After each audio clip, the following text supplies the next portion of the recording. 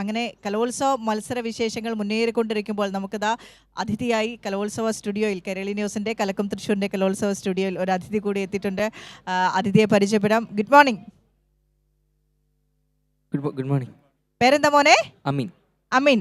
ഏതായിരുന്നു ഐറ്റം? മാപ്പിളപ്പാട്ട്. മാപ്പിളപ്പാട്ട്. അപ്പൊ പാടി തുടങ്ങാം നമുക്ക്, എന്നിട്ട് വിശേഷങ്ങളിലേക്ക് പോവാം. പാടിക്കോളൂ.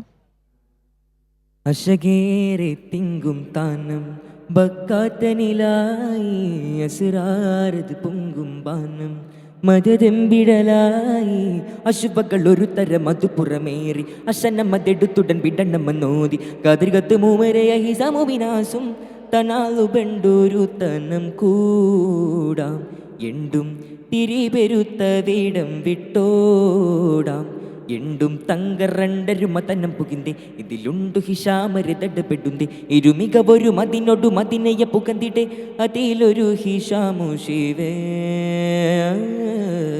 ഹിജുരത് ബദരിശലേ അശകേറെ തിങ്കും താനം ബക്കാത്തനിലായി അസുരാരത് പൊങ്കും ബാനം മതതെമ്പിടലായി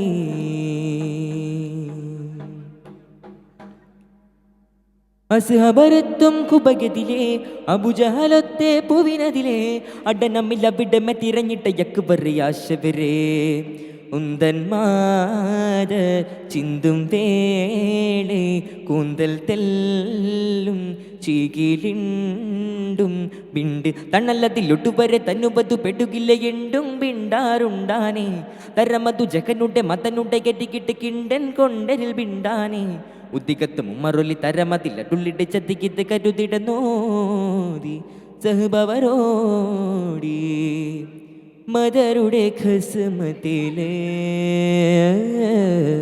ബദരുടെ പുറമതിലേ. അമീനി പാടുമ്പോൾ അടുത്തിരിക്കുന്ന ആളുടെ മുഖത്താണ് സന്തോഷം മുഴുവനുള്ളത്. അപ്പോൾ ആരാണ് കൂടെ ഇരിക്കുന്നത് പരിചയപ്പെടുത്തിയാലോ? ഇത് എൻ്റെ മാപ്പിളപ്പാട്ട് പഠിപ്പിക്കുന്ന സാറാണ് മുഹമ്മദ് റാഫി സാർ. പേരെന്താ സാറിന്റെ? മുഹമ്മദ് റാഫി. മുഹമ്മദ് റാഫി. നഫിൽ പറഞ്ഞു. മുഹമ്മദ് റാഫി. മുഹമ്മദ് റാഫി ഈ ഫീൽഡിലുള്ള ആളാണോ?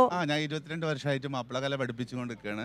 മെയിൻ ആയിട്ട് ചെയ്യുന്നത് മാപ്പിളപ്പാട്ടും വട്ടപ്പാട്ടും ഒപ്പനയാണ്. അപ്പോൾ കുറെ ടീംസ് ഉണ്ടോ ഇത്തവണ?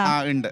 മാപ്പിളപ്പാട്ട് higher secondary girls A grade കൊല്ലത്ത് തന്നെ സെയിം കൊല്ലത്ത്. അപ്പോൾ മലപ്പുറത്തുള്ള ആളെ എങ്ങനെ കൊല്ലത്തെ പിള്ളേരെ പഠിപ്പിക്കാനും കൊല്ലത്തെത്തി? ഒരു വർഷം ഞാൻ ജഡ്ജ്മെന്റിനായിട്ട് ഇവിടെ സ്കൂൾ ചെല്ലുന്ന സമയത്ത് ഇവൻ 5 ഐറ്റത്തിന് പങ്കെടുക്കുന്ന ഒരു കുട്ടിയാ.